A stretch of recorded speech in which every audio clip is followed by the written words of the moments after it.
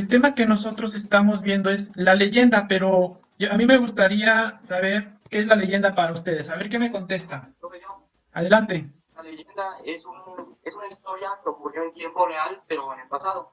Se sitúa en los lugares que sí existen o existieron en algún tiempo para darle cierto realismo. Perfecto.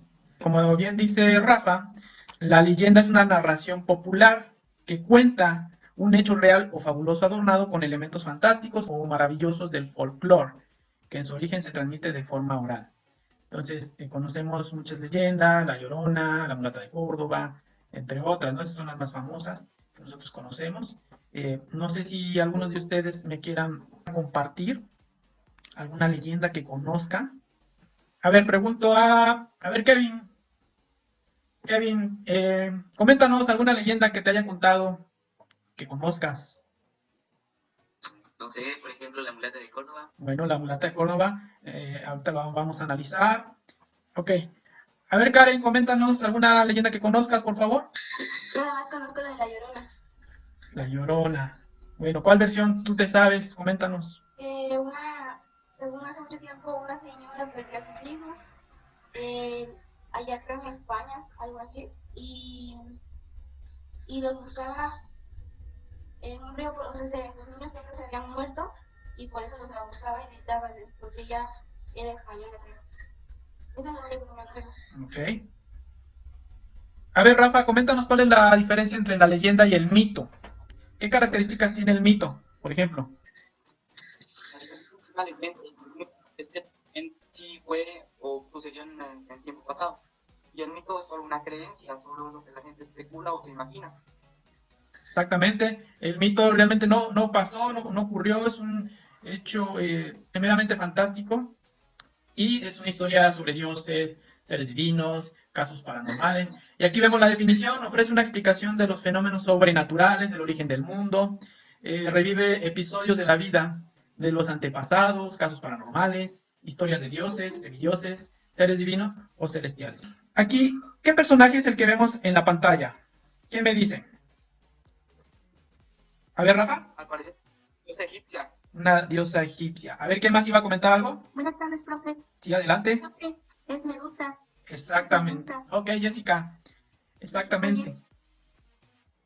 Muy bien, Jessie. Es Medusa, el mito de Perseo y Medusa. ¿Alguien se sabe esta historia de estos dioses, o esta diosa malvada? ¿Qué pasaba cuando Medusa veía a los ojos de alguna persona? Los congelaba, por decir, los ponía como rocas. Ah, exactamente, los convertía en piedra. Entonces, ¿qué hizo Perseo para vencer a Medusa? Que fue inteligente. Le puso un espejo enfrente para que ella solita se pusiera en piedra para ver sus ojos. Perfecto. Exactamente. Hay una versión que dice que le puso un espejo. Ella misma se vio y se volvió piedra. Después le cortó la cabeza con su espada. Hay otra versión que dice que con la misma espada él cerró los ojos y Medusa se vio en la espada como un espejo y ahí se volvió piedra ella misma. En los géneros narrativos literarios se encuentra el mito, la leyenda, el cuento, la fábula, el relato también. Es un texto narrativo literario, entre otros. Pero bueno, ahorita nos vamos a enfocar al tema de la leyenda, ¿vale? Lo que yo les comentaba, aquí está. Existen diversos géneros literarios, el narrativo, el lírico y el dramático. ¿Qué es un género literario? Son técnicas expositivas singulares ligadas a ciertas leyes de forma y contenido de carácter histórico o no, a las que se someten las obras literarias. Son obras escritas por un autor, ¿verdad? Son géneros literarios. Por ejemplo, el narrativo, ya lo comentábamos, el cuento, la novela, la fábula. De ahí en el género lírico tenemos todos aquellos textos que están escritos en verso, donde el autor transmite sentimientos, emociones, sensaciones a través de su escritura y siempre vemos presente la rima. ¿Dónde vemos la rima? Las canciones, ahí dice la égloga, la oda, la elegía y también lo hemos visto ahora que hicieron las calaveras literarias, ese es un texto lírico, ¿sí? Coplas, bombas, rondas infantiles, entre otros. Y en género dramático tenemos lo que son guiones de teatro, ¿sí? Todo lo que va referente al teatro. Ahorita vamos a ver algunos de los elementos de un género teatral, ¿sí? Y entre estos se encuentran la comedia, la tragedia y la tragicomedia. Bueno, ¿cómo voy a pasar un género narrativo a un género dramático? Ahorita lo vamos a ver. Es decir, yo les ponía ahí en el cuadernillo la leyenda de la monja y ustedes lo tenían que pasar a género dramático. Nada más tenían que cambiar ese texto a guión de teatro. Ahorita vamos a ver el ejemplo. ¿Algún comentario al respecto? Es un profe. Adelante, Rafa. Tengo que presentar un texto narrativo dramático. Hay que interpretar, por ejemplo, como si fuera un personaje, una llorona. Dice tal, tal, tal. No sé, del cazador o lo que sea. Dice tal, tal, tal. Pero eso no sería una obra de teatro. Sí, esa es la idea. La idea es pasar esa leyenda a una obra de teatro. Porque ustedes han visto que también en las obras de teatro vemos leyendas, vemos mitos, vemos de todo. ¿Sí? Fábulas también, hemos visto que esa fábula se ha pasado a teatro, ¿verdad? Entonces esa es la idea, que ustedes conozcan cómo puedo pasar un texto narrativo a texto dramático. Y aquí es lo que les comentaba, las clases de texto narrativo son el cuento, el relato, la novela, la leyenda, el mito, la saga. ¿Sí? ¿Qué es una saga, por ejemplo? ¿Qué me dicen? ¿Ustedes han escuchado ese término en la televisión, en Netflix, ¿Capítulos? por capítulos? Ajá. Una saga, ¿qué es una Profe, saga? profe, es como el de Crepúsculos. Así Va por es. capítulos. Por capítulos. ¿Sí? Una saga tiene varias generaciones. Por ejemplo, vemos la saga, ya lo dijo su compañera de Crepúsculo, está hasta la de Goku, ¿verdad? O Dragon Ball. Dragon Ball, está Dragon Ball GT, Dragon Ball Z, Dragon Ball Super, Dragon Ball no sé qué. Entonces, esa es una saga. Son varias generaciones relacionadas a un mismo contexto. Está la fábula, ya lo comentábamos, el poema épico. ¿Saben qué es un poema épico? Es el primer género narrativo que surge en Grecia. Y el primer escritor de estos géneros narrativos se llama Homero, no el de los Simpsons, ¿eh? Se llama Homero, que era un poeta ciego, y él escribía historias épicas. Por ejemplo, la Iliada y la Odisea. Otro poema épico es la Eneida, por ejemplo. Entonces, no sé si alguien de ustedes vio ya la película del caballo de Troya o la guerra de Troya, protagonizada por Brad Pitt. Entonces, esa es una historia épica, donde se cuentan hazañas de héroes, guerras y demás. No deja de ser una narración. Y en los no literarios, pues son los que no son obras, que a lo mejor nosotros cotidianamente escribimos, que son los personales, el correo electrónico, los mensajes, ¿sí? El diario, algunos de ustedes tienen diarios y escriben ahí lo que hicieron, carta, y los no literarios, que son los periodísticos, como la noticia, el reportaje, la crónica. Bueno, seguimos. Existen tipos de leyendas. ¿Cuáles son las etológicas, por ejemplo? A ver, le pregunto por ahí a Jessica. Me preguntaba, profe, ¿Sí? Las etológicas, ¿cuáles son? puede ser como la de Popocatépetl y Iztaccíhuatl. En efecto, sí, exactamente, por eso vemos ahí la imagen, precisamente, de Iztaccíhuatl y Popocatépetl. ¿Te sabes la historia? Sí, bueno, un poquito. Ok, ¿nos las podrías resumir? Bueno, según había una princesa, o bueno, una mujer muy bonita, Ajá, que amaba a un guerrero, pero en esta historia también existe el envidioso y ajá, el tipo de amigo del guerrero, pero no lo quería. Entonces, una vez toca ir a una guerra, sí. después él le engaña a su prometida o a su novia que lo había matado. Entonces ella muere de tristeza y de ahí él regresa, pero ella ya está muerta. Después, creo que con todo su dolor se va a la montaña y ahí quedan dormidos, se mueren los dos y es como nace los dos volcanes. Muy bien. No es de fuego, porque dice que murió por amor, y otro dice que es de hielo, aún sí se mantiene así. Ah, mira, muy bien, excelente, sí. En efecto, es la misma versión que yo me sé de esta leyenda etológica, ¿sí? Porque trata sobre elementos de la naturaleza. En este caso, pues, montañas, ¿no? Iztaccíhuatl y el Popocatépetl. También se abordan aquellos relatos, bueno, leyendas sobre árboles y todo lo que tiene que ver con la naturaleza, ¿no? Muy bien, Jessica, excelente. Tipos de leyendas escatológicas, Jorge, ¿nos podrías explicar? Claro que sí, profe. Pues las leyendas escatológicas vienen siendo todos los orígenes populares de hechos paranormales. En este caso, un ejemplo sería la leyenda que venía en el cuadernillo de las cadenas. Sería un buen ejemplo, ya que nos relata sobre que el señor murió, o el esposo murió y las personas de esa localidad escuchan en las noches que el detenerse en el pozo y arrastrar sus cadenas y fue buscando armas para poder cobrar venganza. Muy bien. ¿Sí? Profe, también existe la de jinete sin cabeza. Es que se trata de que creo que a un hombre le cortaron la cabeza y le esconden la cabeza, que se la esconden en varios lugares y él corre con un caballo negro, con un jinete, a buscarla, pero se la cambian de lugar para andar en varios lugares. Ok. Bueno. Ok, entonces, bueno, continuamos con la presentación. Y sí, Jorge, exactamente, esas son las escatológicas, las que conocemos sobre personas, ¿verdad? La Llorona, ya comentábamos la mulata de Córdoba, la de la monja, por eso ahí vemos esa imagen de la monja, que son las que nos cuentan que se aparecen, ¿no? En la noche, o, por ejemplo, decía Jessica el jinete sin cabeza, el nahual. Y finalmente tenemos las religiosas. ¿Quién nos las quiere explicar? En su cuadernillo está toda esta información, por si están perdidos o algo así, para que lo tengan a la mano, por favor.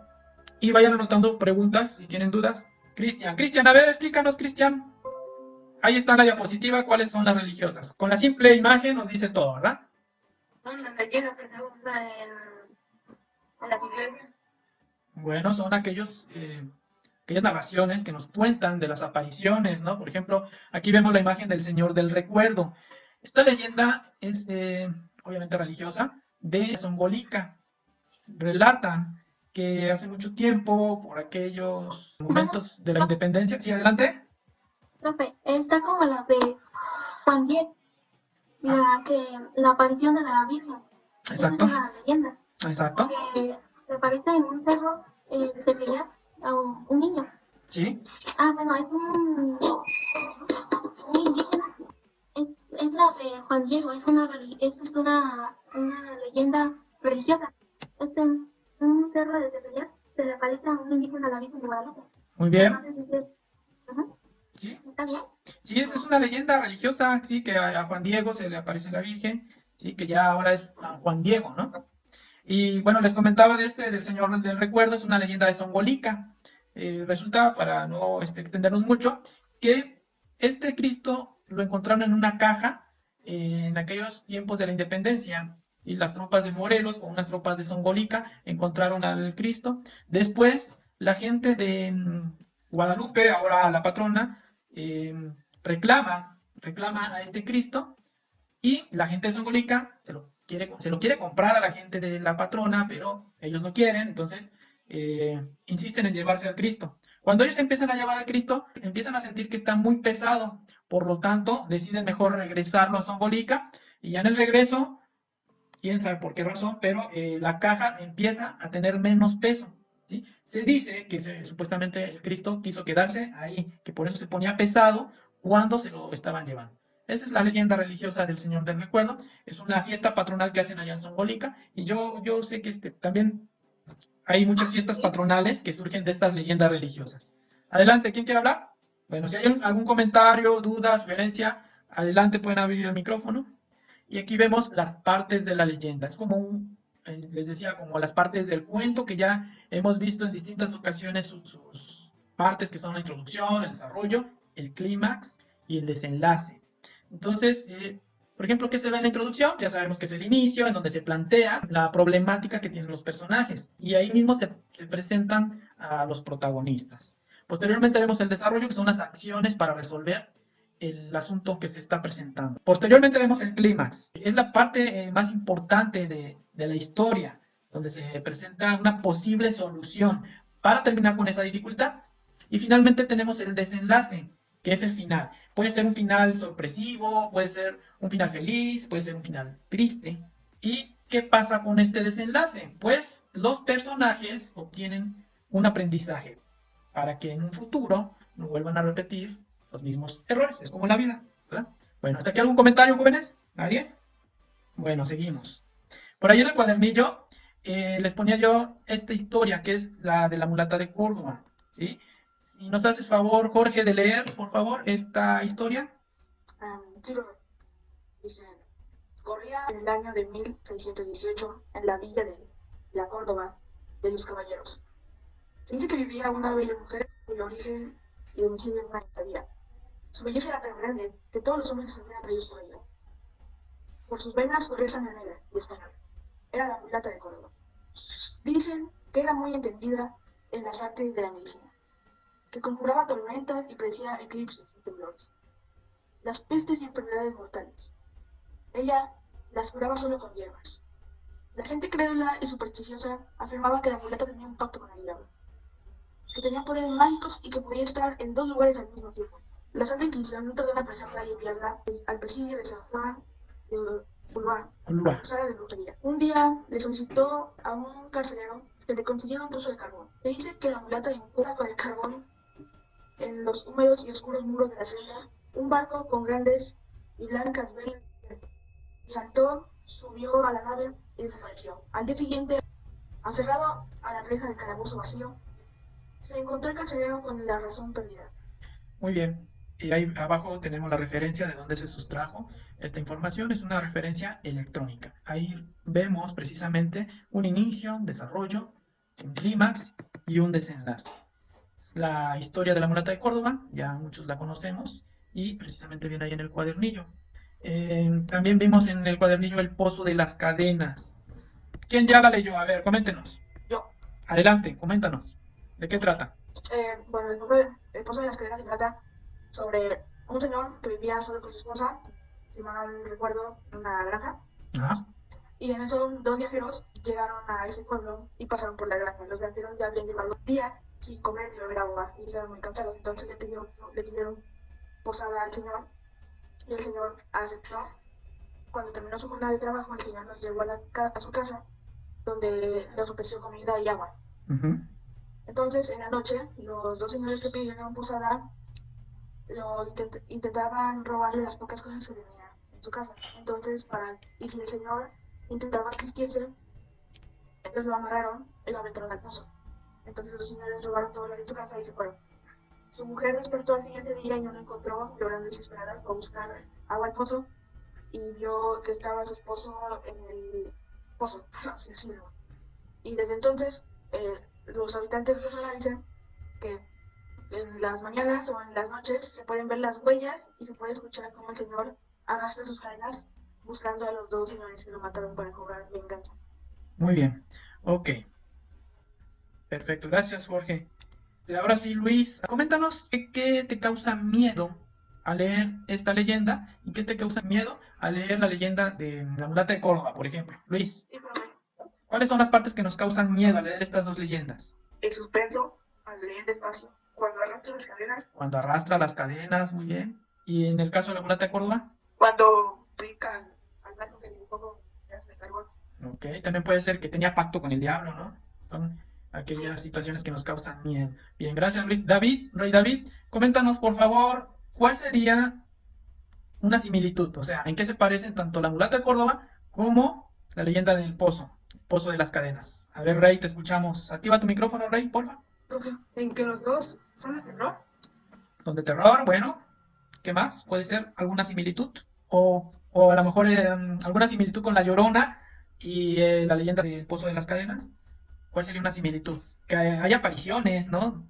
Que se escuchan ruidos por las noches, que nos causan... A ver, una diferencia, Rafa, dinos, una diferencia. La leyenda de la mulata de Córdoba uno está la fecha de Dios o el año, y en esta, la del pozo, no hay fecha. Ándale, muy bien. Muy bien, por ahí se manejaban también costumbres, creencias. ¿Cuáles son unas costumbres, por ejemplo? En el de la mulata de Córdoba se acostumbraba a curar con hierbas. La mulata de Córdoba, profe, es de que a las que según las personas que tenían pacto con las encarcelaban. Exactamente, sí, la Santa Inquisición. Y ahí, ahora sí, ya vimos lo que es un género narrativo literario. Ahora vamos a ver lo que es un género dramático literario. Es el género teatral. Todo lo dramático va relacionado con el teatro. Cuando ustedes escuchen el término dramático, es teatro.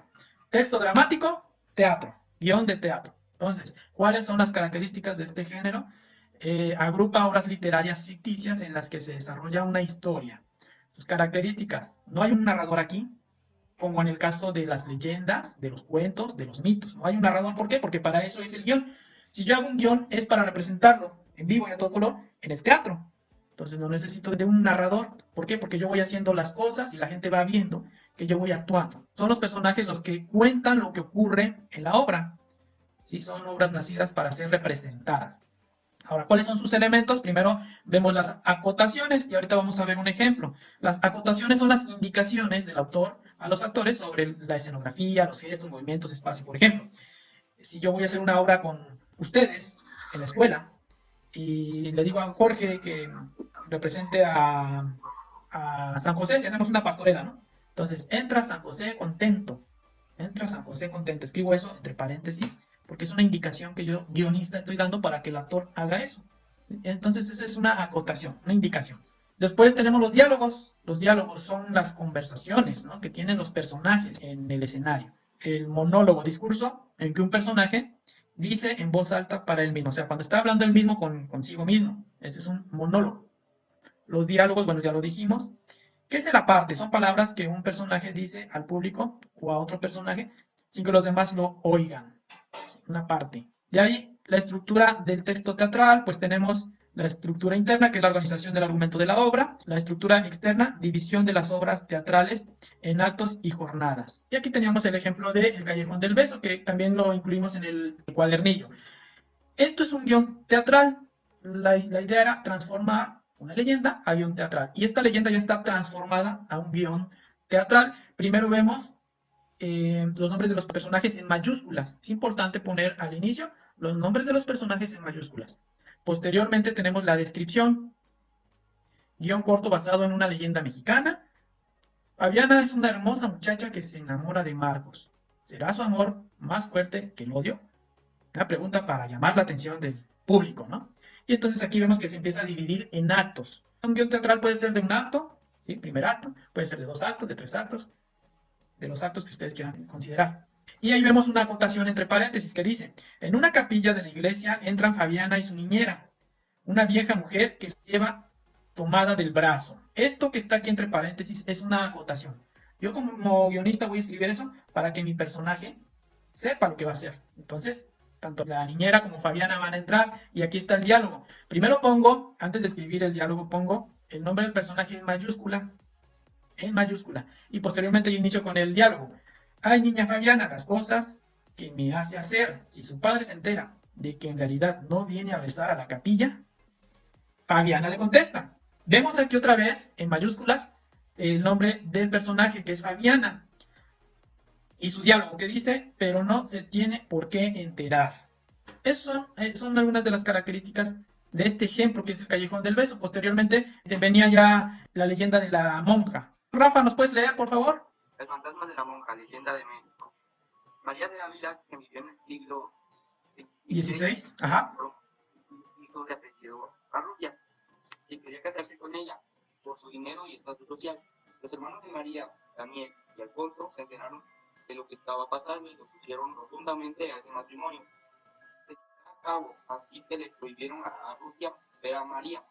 Al principio él se negó, pero los hermanos le ofrecieron mucho dinero, que él aceptó para marcharse. Después, sin dejar una explicación, María, quien cayó en una profunda depresión, 2 años estuvo así, hasta que los hermanos decidieron enclaustrarla en el antiguo convento de la Concepción, donde se la pasaba rezando y pidiendo por él. Un día no pudo más con el dolor y se ahorcó en un árbol de duraznos en el patio del convento. La enterraron allí mismo y un mes después de su muerte su fantasma empezó a aparecer por las noches reflejándose en las aguas del convento. Cuando alguna de las novicias o monjas se veía el rostro, desde entonces se prohibió la salida de ellas al jardín cuando anochecía. La leyenda cuenta que como no podía soportar estar sin su amado, ya muerta salió a buscarlo y lo mató para estar con él, aunque fuera en el más allá. Perfecto, muy bien, Rafa. Entonces, ¿cuál era la idea? De que esta narración, que es una leyenda, la pasábamos al guión teatral. Y aquí yo ya les empecé a hacer este guión para que ustedes lo continuaran y ustedes lo terminaran, ¿verdad? Vemos ahí a los personajes en mayúsculas: María, Rutia, Daniel, Alfonso. Al guionista también se le llama dramaturgo. Entonces el guionista es el que hace todo esto para que ya el actor se aprenda estos diálogos y le sea ya más fácil llevar a cabo su obra de teatro. Vemos la descripción, ya nos la apuntó Rafa. Vemos nuevamente el personaje mayúsculas con su acotación. Muy agitado grita a Rutia. Entonces, esto no lo va a decir el actor, solamente es una indicación, una acotación. ¿Para qué? Para que Arrutia, que el actor que la va a hacer de Arrutia, sepa que va a gritar, ¡María! Por ejemplo. Y después dice aquí María, sorprendida y alegre. María aquí tiene que entrar, ya en el teatro, tiene que entrar alegre, sonriendo. Y aquí vemos otra acotación, después vemos más nombres de los personajes en mayúsculas y sus diálogos. Aquí yo les ponía, continúa escribiendo tu guión en las siguientes líneas o en tu libreta. O sea, ustedes podían tomar este inicio de su guión de teatro y ya ustedes podían terminarlo. Por ejemplo, al final dice uno de sus hermanos que no quería que María estuviera junto con Arrutia, le dice a Arrutia, te ofrecemos 1.000.000 de pesos para que te desaparezcas por siempre de aquí. Y ya ustedes tenían que seguir escribiendo lo que pasaba en esa historia. Obviamente sin cambiar el final. Sí le podían aumentar algunas cosas, pero siempre que tuviera la misma línea, la misma idea. Bien, y ahí vemos ya la imagen de la monja. De hecho, hay hasta una película sobre ese tema. Bueno, ¿una duda? María, he venido por ti. Escápate de mí. Sí, mi amor, voy por mis cosas. Tú no te llevas a nadie. ¿Por qué no? Ella ya tiene 18. Le ofrecemos dinero y vete de aquí.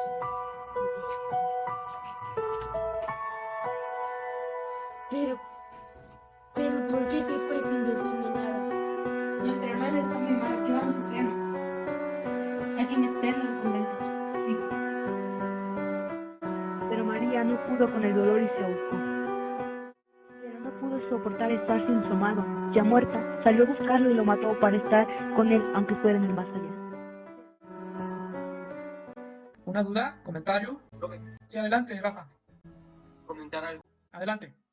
Debemos agregar más cosas, pero sin salirnos de la línea o del guión de cómo se describe la historia. Por ejemplo, que Arrutia platicando con yo, por ejemplo, Juan, le comentó que solo quería casarse con... ¿Cuál es el nombre de la monja? María.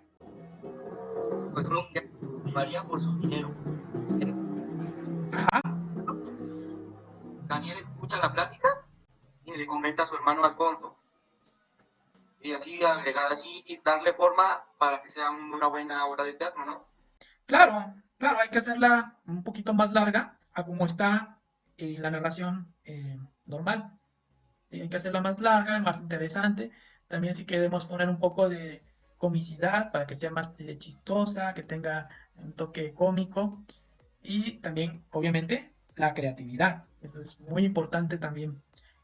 Ponerle algo que sea interesante para el público y una enseñanza sobre todo, que al final nos deje una enseñanza.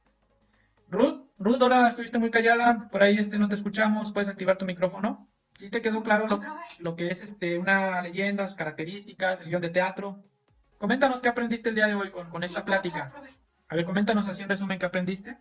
Pues sobre las leyendas, ¿no? De que estamos hablando ahorita de las leyendas, qué son las leyendas, qué son los mitos, qué diferencia tienen.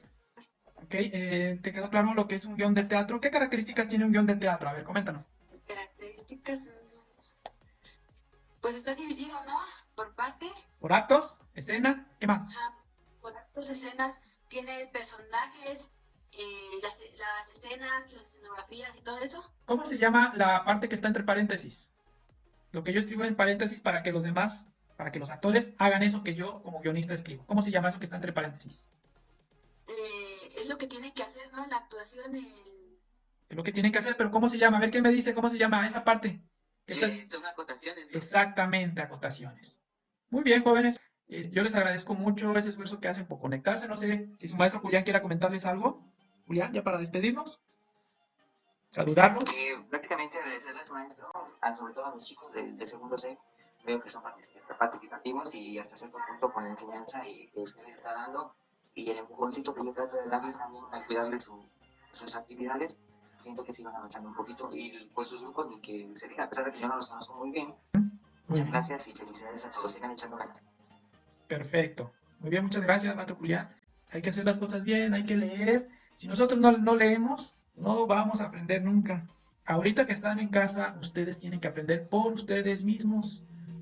El maestro Julián y un servidor somos sus guías nada más. Ustedes son sus propios maestros, porque ustedes van a generar conocimiento a partir de las lecturas que realizan, a partir de las investigaciones que hacen y a partir de todo lo que ustedes van creando con estas actividades. Y créanme que lo van a lograr si se lo proponen. Dejemos tantito el relajo fuera, aprovechemos que estamos en casa todo el día, porque es muy importante eso, ¿sí? No dejar el estudio atrás. Yo los felicito por conectarse, les felicito a todos los que participaron.